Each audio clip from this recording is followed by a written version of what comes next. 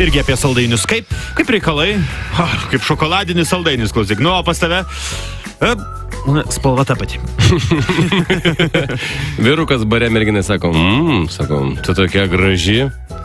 Nu, tik nereikia pataikaut. Paprasčiausiai tu nori su manim permiegot.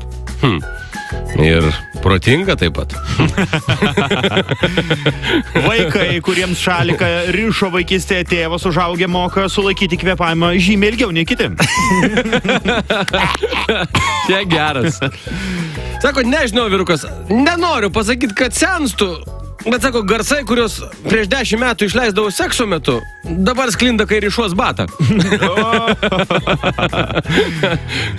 Serialo Narkos žiūrovai ir gerbėjai atsiuntė anekdotą.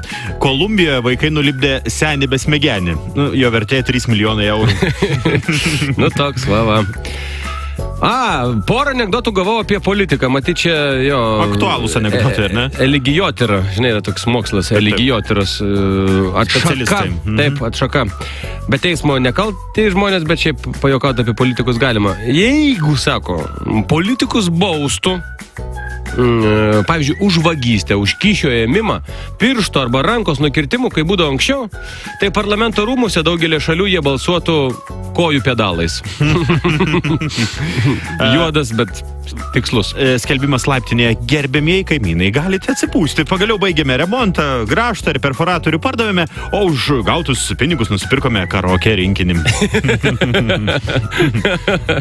Gerai, sėdi du senoliai kieme, žinai, pavasarį šilta, jau šnekasi kažką.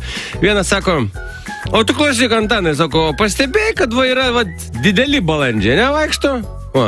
O tai esi matęs, kada nors, sako, mažus balandžiukus, mažus balandžius.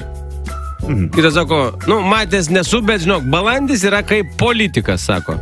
Reiškia, vaikus, jis augina užsienyje, išleidžia mokslus ir visą kitą, o paėst ir, reiškia, ant galvos apdirbti, atskrenda į savo šalį. Gerai pastebėta. Dar vienas labai taupus įmonės vadovas pareiškė savo bendrovės darbuotojams: šiais metais jūs labai gerai dirbote, dėl kiekvienas paskatinimui gausite po 100 eurų čekį, va. Na, jei taip gerai dirbsite ir kitais metais, aš tos čekius pasirašysiu.